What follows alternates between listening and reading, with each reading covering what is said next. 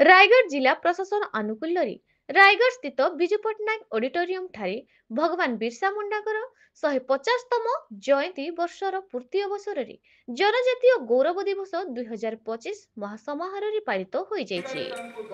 एथिरे ओडिशा सरकारको उच्च शिक्षा क्रीड़ा और युवा व्यापार तथा ओडिशा भाषा संस्कृति विभागीय मंत्री श्री सूर्यवंशी सूरजमुखी अतिथि भाव में जोग देथिले।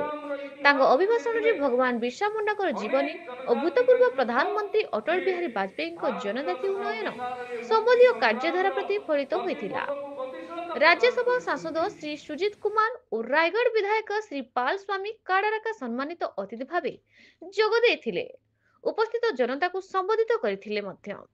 रायगढ़ जिलापाल श्री आशुतोष कुलकर्णी स्वागत संभाषण करथिले।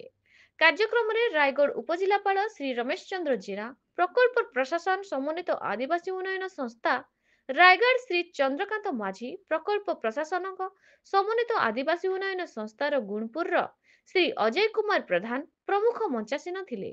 एही अवसर में जिला कला संस्कृति और शिक्षा क्षेत्र में निजर उत्कर्षता प्रदान करिथिबा 6 जन युवा प्रतिभा को प्रशस्ति पत्र प्रदान करा जायथिला।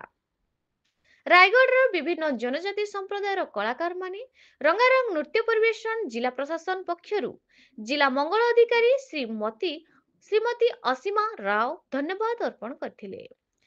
शिक्षा श्री श्रीधर पट्टनायक कार्यक्रम संचालन करथिले। रायगढ़ मंगल विभागीय अधिकारी मानक समेत विभागीय शिक्षक शिक्षयित्री और कर्मचारी कार्यक्रम संशोधन रे सहयोग करथिले।